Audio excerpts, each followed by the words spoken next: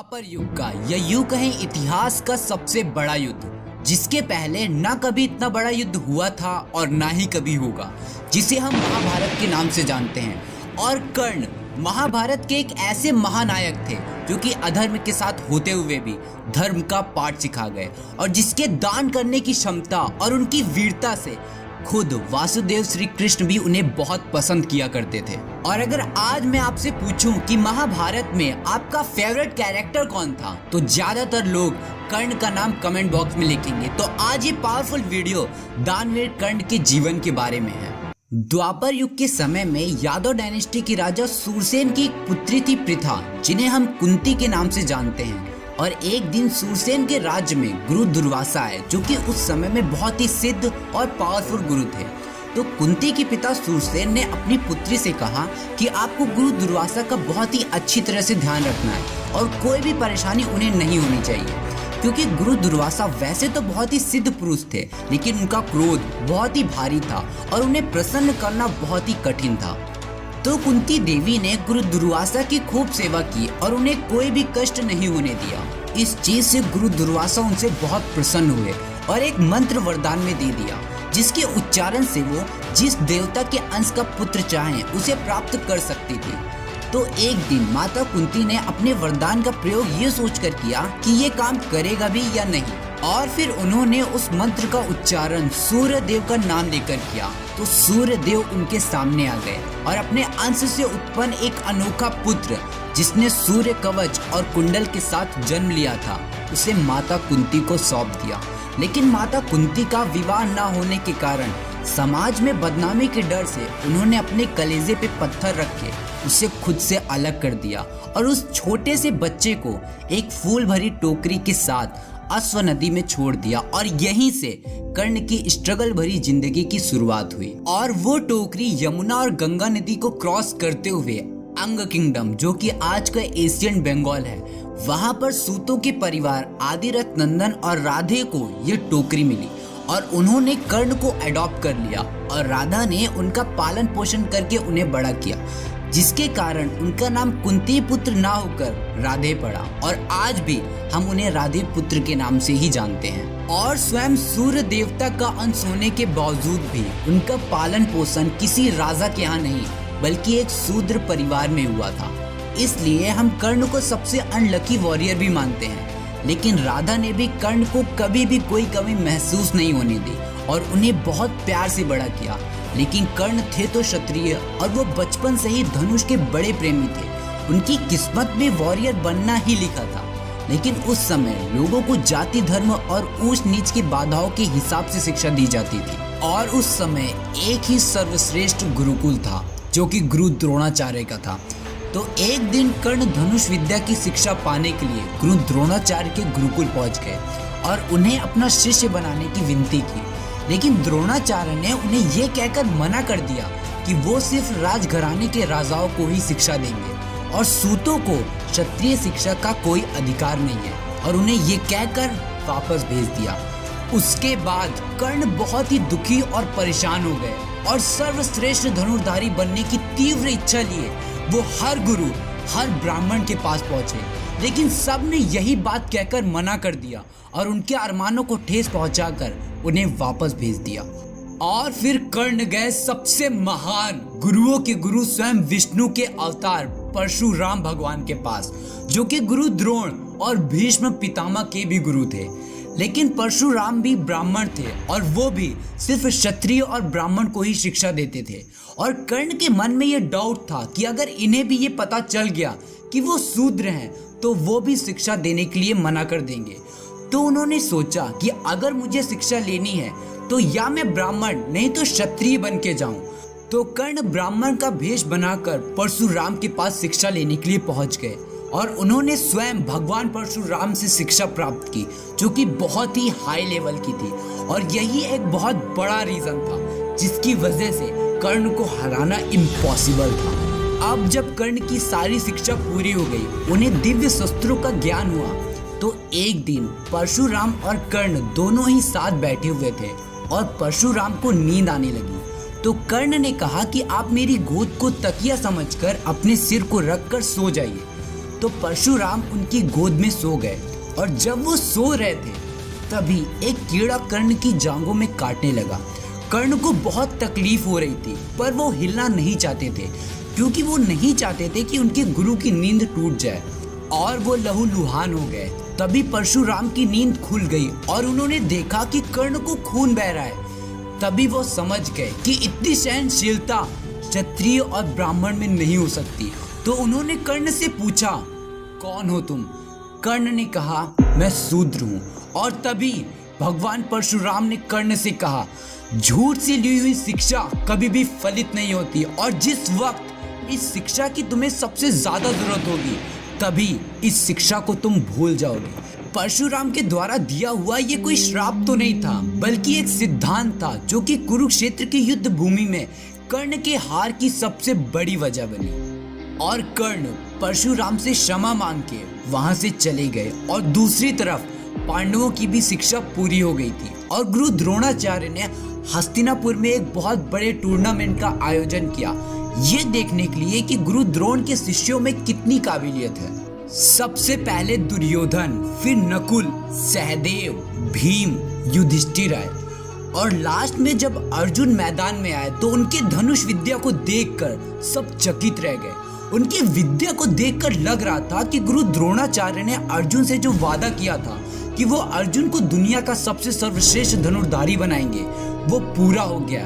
और गुरु द्रोणाचार्य ने ये आह्वान कर दिया कि पूरे विश्व में अर्जुन से श्रेष्ठ धनुर्धारी और कोई नहीं। अब बात विश्व की आ गई। तभी कर्ण को मौका मिल गया उस टूर्नामेंट में उतरने का, क्योंकि जब तक बात कौरवों और पांडवों की थी तब तक तो ठीक था, लेकिन विश्व को चुनौती देने वाले अर्जुन के सामने परशुराम शिष्य कर्ण खड़े हो गए थे। लेकिन तभी कृपाचार्य उठ खड़े हुए और बोले कि तुम इस सभा का हिस्सा नहीं बन सकते क्योंकि तुम शूद्र हो। अब कर्ण परेशानी में पड़ गए। उनके पास कोई रास्ता नहीं था। अगर उनके पास खुद का कोई राज्य भी होता तो भी वो इस प्रतिस्पर्धा का भाग बन सकते थे। और तभी दुर्योधन ने कर्ण की तरफ दोस्ती का हाथ बढ़ा दिया और उसी समय कर्ण को अंग प्रदेश का राजा घोषित कर दिया, जिससे कर्ण का नाम अंगराज कर्ण पड़ा। इसके बाद अर्जुन और कर्ण के बीच भयंकर कंपटीशन हुआ। कर्ण ने अर्जुन को करारी टक्कर दी और अर्जुन की हालत खराब होने लगी थी। अर्जुन को समझ में नहीं आ रहा था कि कर्ण को कैसे हराए। बहुत तगड़ा कंपटीशन चल रहा था। तभी सूरज डूबने का समय हो गया और कंपटीशन को वहीं रोक दिया गया। इस दिन के बाद कर्ण और अर्जुन एक दूसरे से बहुत जलने लगे और ये कंपटीशन रियल लाइफ में लागू हो गया। उस दिन कर्ण ने दुर्योधन का पूरे दिल से आभार प्रकट किया और दुर्योधन को उसी समय वचन दे दिया कि मैं हमेशा तुम्हारे साथ लॉयल रहूंगा और हमेशा तुम्हारे साथ खड़ा रहूंगा, कभी भी तुम्हें धोखा नहीं दूंगा। और कर्ण और दुर्योधन के बीच घनिष्ठ और सच्ची मित्रता हो गई। फिर कुछ दिनों बाद द्रौपदी के स्वयंवर में कर्ण और अर्जुन दोनों ही शामिल थे, लेकिन प्रथम विजेता कर्ण थे। लेकिन द्रौपदी मन ही मन अर्जुन को पसंद करती थी और जब उनको पता चला कि कर्ण एक सूत पुत्र हैं तो उन्होंने उनसे विवाह करने से मना कर दिया और कर्ण की बहुत बेइज्जती की और फिर कर्ण वहां से चले गए।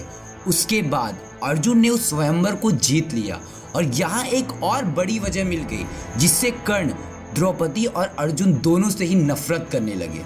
कर्ण की जिंदगी श्रापों से भरी हुई थी। एक बार जब वो जंगल में शिकार के लिए निकले थे तो उनसे एक गाय की हत्या हो गई जो कि एक ब्राह्मण की थी और गौ हत्या देखकर उन्होंने कर्ण को श्राप दे दिया कि जिस तरह तुमने इस असहाय जानवर की मृत्यु की है वैसे ही तुम्हारी भी मृत्यु होगी। और उन्हें धरती माता से भी श्राप मिला था क्योंकि एक बार एक बच्चे की घी की शीशी नीचे गिर गई थी और वो रो रही थी। तभी कर्ण ने अपनी तीर से धरती पे वार करके उनसे घी वापस पा लिया और बच्चे को दे दिया। कर्ण के इस वार से धरती माता को बहुत दर्द हुआ और उन्होंने कर्ण से कहा कि किसी एक की मदद के लिए दूसरे को पीड़ा नहीं पहुंचानी चाहिए और जब तुमको मेरी सबसे ज्यादा जरूरत होगी तभी मैं तुम्हारा साथ छोड़ दूंगी।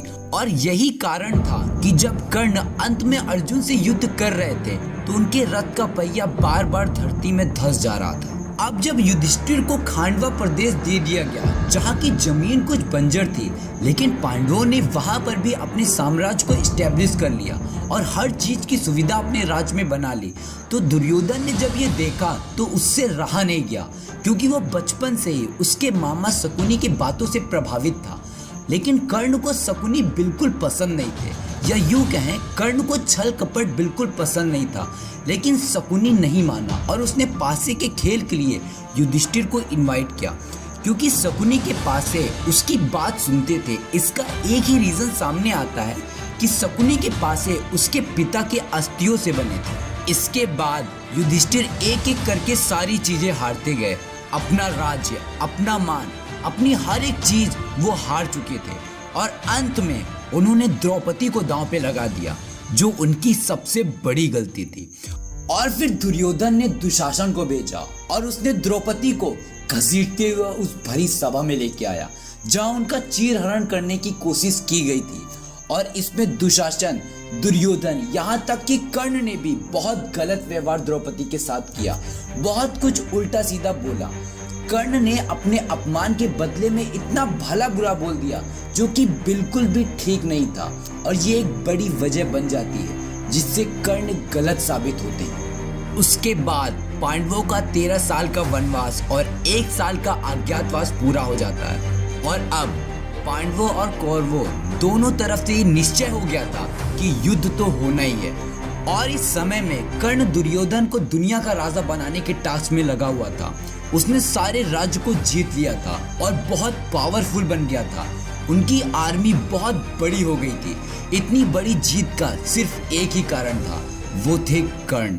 अब महाभारत शुरू होने वाली थी और कर्ण के शौर्य को देख के इंद्र भगवान डर गए थे, क्योंकि अर्जुन उनके वंश थे और उन्हें पता था कि कर्ण को इस कवच और कुंडल के साथ मारना असंभव है। तो इंद्रदेव ने छल कर रास्ता अपनाया और उन्हें पता था कि जब कर्ण सुबह सूरज को जल चढ़ाते हैं तो उसके बाद उनसे कोई भी कुछ भी मांगे तो वो मना नहीं करते। और इधर कर्ण को सूर्यदेव ने पहले ही बता दिया था कि कल तुम्हारे साथ ऐसा होने वाला है। कर्ण ने कहा, भगवान मैं तो वही करूंगा जो मुझे करना है। और जब इंद्र बूढ़ी अवस्था में कर्ण के सामने आए और उनसे कवच और कुंडल मांगा, तो कर्ण ने हंसते हंसते अपना कवच और कुंडल दान में दे दी। उनके दान की कहानी यहाँ रुकी नहीं।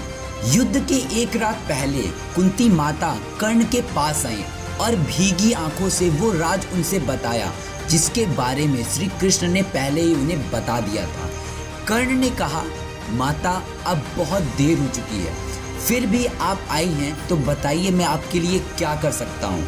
माता कुंती ने कहा, मैंने सुना है कि तुम दुनिया के सबसे बड़े दानी हो और मैं तुमसे अपने 5 पुत्र का जीवन दान मांगने आई हूँ।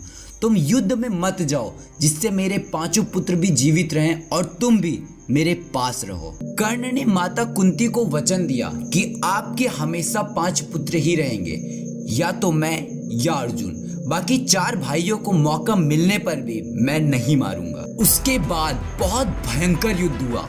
कर्ण उन 4 भाइयों के ऊपर भारी पड़ गए थे। फिर जब वो अर्जुन के सामने आए तब बहुत भीषण लड़ाई उन दोनों के बीच हुई। कर्ण के सारथी शल्य थे और अर्जुन के साथी स्वयं वासुदेव कृष्ण। जब कर्ण बाण चलाते थे तो अर्जुन का रथ 2 फीट पीछे खिसक जाता था, और जब अर्जुन बाण चलाते थे तो कर्ण का रथ 10 फीट पीछे खिसक जाता था। अर्जुन ये देखकर बहुत खुश हो रहे थे। वो कृष्ण से बोले, देख रहे हो वासुदेव, कर्ण बाण चलाता है तो मेरा रथ सिर्फ 2 फीट पीछे जाता है, और मैं जब बाण चलाता हूँ तो उसका रथ 10 फीट पीछे चला जाता है। मतलब वो अपनी बखान कर रहे थे। तभी श्री कृष्ण ने कहा, तेरे रथ पर स्वयं मैं हूँ, और ऊपर देखो तुम्हारे रथ पर बजरंग ध्वज यानी हनुमान जी खुद। तब भी कर्ण का वार हमें 2 फीट पीछे कर दे रहा है। तो सोचो कितनी ताकत है कर्ण में।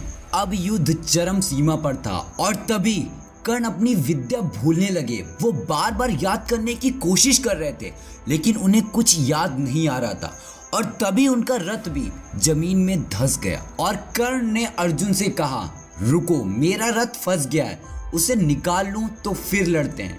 और जब वो अपने धनुष को रथ पे रखकर नीचे उतर के रथ के चक्के को निकालने लगे, तभी श्री कृष्ण ने अर्जुन से कहा, बाण चलाओ पार्थ। अर्जुन बोले, ये तो गलत है, मैं ऐसा नहीं कर सकता, वो असहाय है।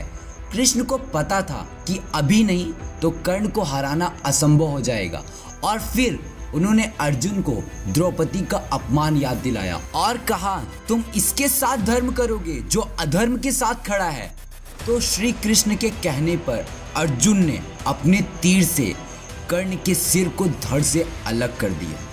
और जब कर्ण जमीन पर पड़े हुए थे तो उस समय भी उन्होंने जिसके लिए जन्म लिया था, दानवीर कर्ण, वो धर्म उन्होंने नहीं छोड़ा।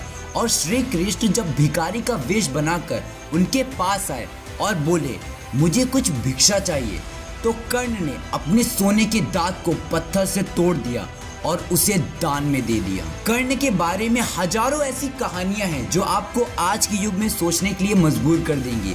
आज के युग में कर्ण जैसा इंसान शायद ही हो सकता है, लेकिन हम उनके जैसे ना सही पर उनके आदर्शों पर तो जरूर चल सकते हैं।